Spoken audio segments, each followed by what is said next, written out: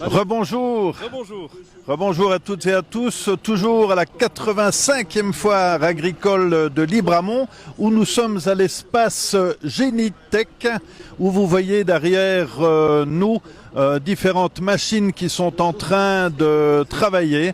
Le stand Génitech réunit un grand public. On est en plein show avec la démonstration des 4x4 qui est intervenue précédemment.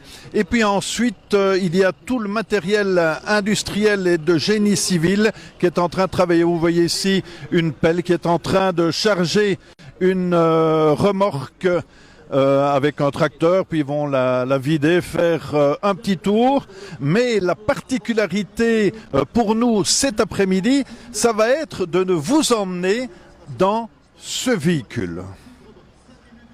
Ce véhicule, une légende, l'Unimog, un véhicule qui existe depuis les années 50, et notre chauffeur, monsieur Deschamps, va nous présenter un petit peu ce véhicule qui est beaucoup plus grand que nous, Roland. Oui, bien sûr. Quelle taille fait-il? 2,60 m en hauteur, oui. Une puissance de 230 chevaux.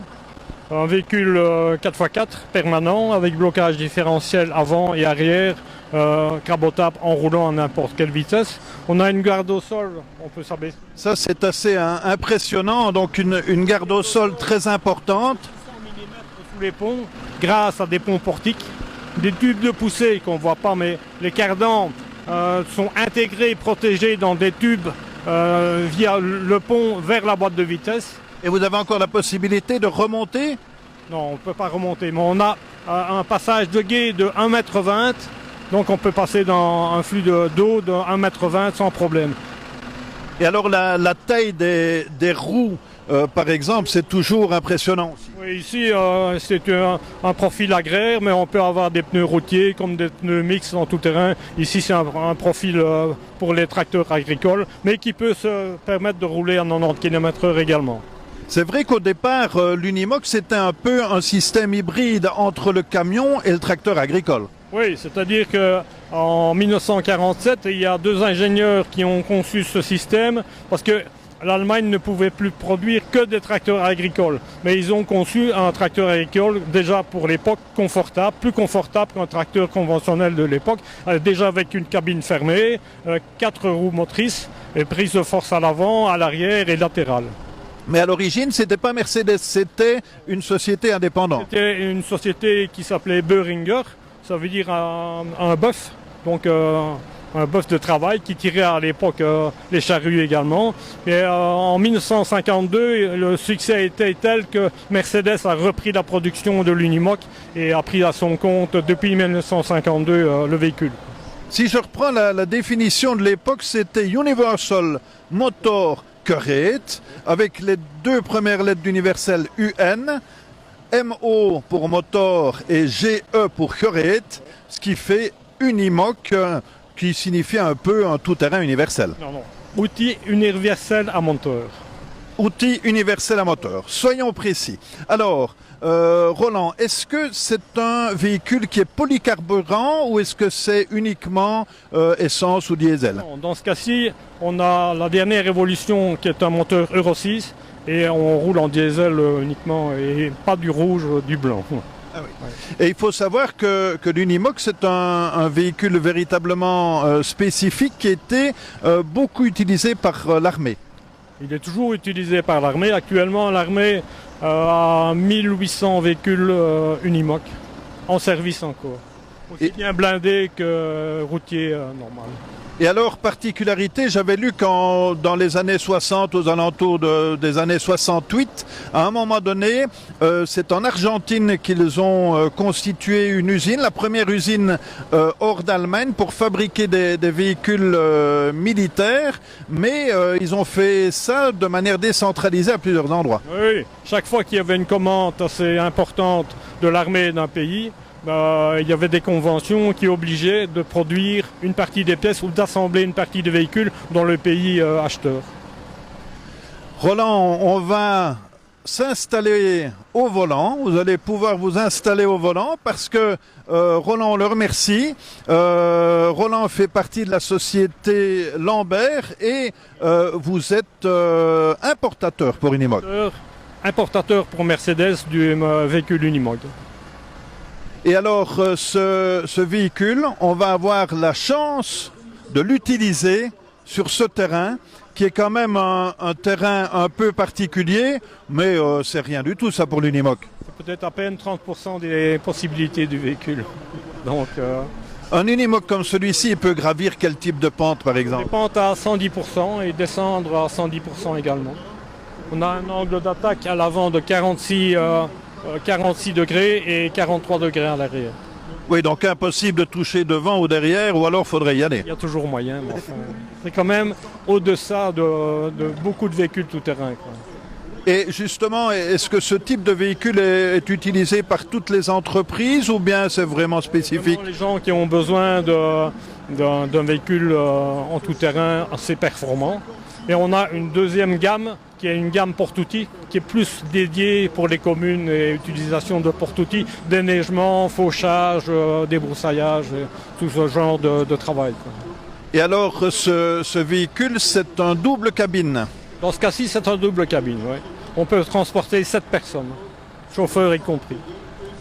Je vous propose de rejoindre la monture. Et alors, venez avec moi, Antoine, regardez, je fais plus ou moins 1,79 m. Voilà où se trouve ma main.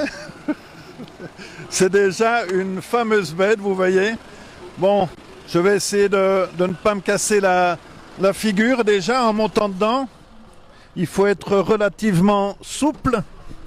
Et Antoine va me suivre, puisque nous allons aller faire un petit tour sur ce parcours que vous pouvez visualiser devant vous, bien entendu. Voilà, doit-on mettre la ceinture sur le terrain?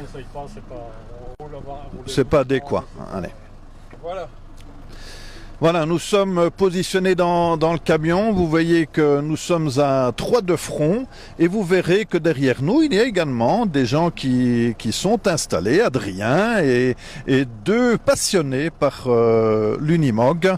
Bonjour, donc on peut mettre jusqu'à 7 personnes dans ce véhicule. Et alors on va partir sur le terrain, faire une démonstration dès que la grue aura terminé son travail. L'occasion est de voir le monde qu'il y a à la foire de Libramont et n'hésitez pas à venir puisqu'il y a encore la journée de demain lundi et puis 2 jours en forêt où vous pourrez également découvrir cet Unimog mais qui sera cette fois positionné de manière statique. Alors, on ne se rend pas forcément compte ici du dénivelé, mais regardez le trou qui nous attend. Voilà. Je ne sais pas si vous pouvez voir convenablement et si vous ressentez les mêmes réactions que nous. On ne s'attendait pas à ça. Les cailloux, on va être basculés sans doute à l'intérieur. Mais vous avez vu cette descente on n'a pas besoin d'aller à la fête foraine qu'il y a ici à Libramont. On a ce qu'il faut sur le show Génitech. Voilà. Heureusement, il y a différentes... Alors quelqu'un nous dit, ça c'est pour notre ami au volant. Pour Roland. Mais celui-ci ne vaut plus celui d'il y a 35 ans. Vous qui êtes là-dedans depuis 40 ans, vous confirmez ou pas? On a évolué et c'est encore mieux que ce qu'on avait avant. C'est relativement confortable.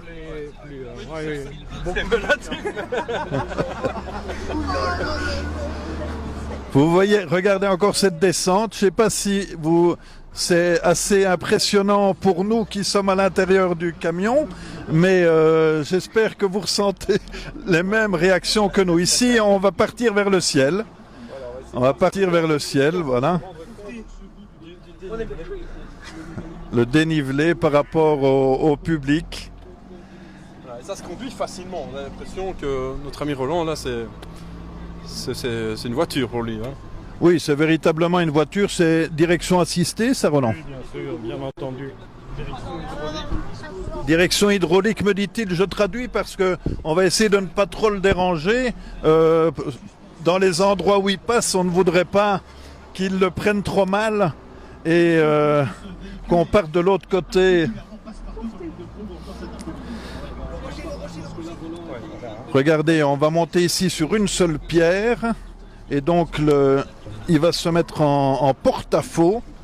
Et vous voyez que la garde au sol est importante, et ce qui permet d'ailleurs de faire ce genre de choses. Les utilisateurs d'Unimog, est-ce qu'ils vont relativement loin dans les possibilités du camion? Non, jamais à 100% des aptitudes du véhicule. On peut beaucoup plus que ce qu'on fait ici d'ailleurs. Donc, et la plupart du temps, l'être humain est quand même un peu méfiant et ne va pas jusqu'au maximum de possibilités du véhicule. Loin de là d'ailleurs. Roland, on peut éventuellement descendre ici pour qu'il puisse filmer un peu de l'extérieur. On espère que vous allez conserver le son malgré l'évolution du camion et la descente d'Antoine qui va filmer un petit peu de l'extérieur pour vous montrer justement ce que fait ou ce que peut faire ce camion. Nous avons devant nous une pente assez importante. Il y a combien de pourcents là, Roland? 100%. Une centaine de pourcents. Vous voyez quand même ce camion qui est très à l'aise.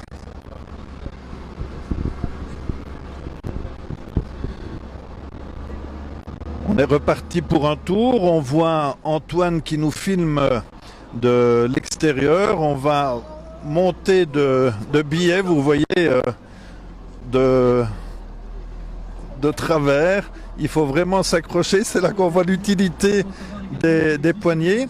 Mais c'est un véhicule qui reste très confortable, Roland. Oui, tout à fait. On a des ressorts hélicoïdaux qui permettent un débat et un confort par rapport à des lames de ressort qui sont plus violentes. On garde toujours un confort et un amortissement en suspension supérieure avec une traditionnelle.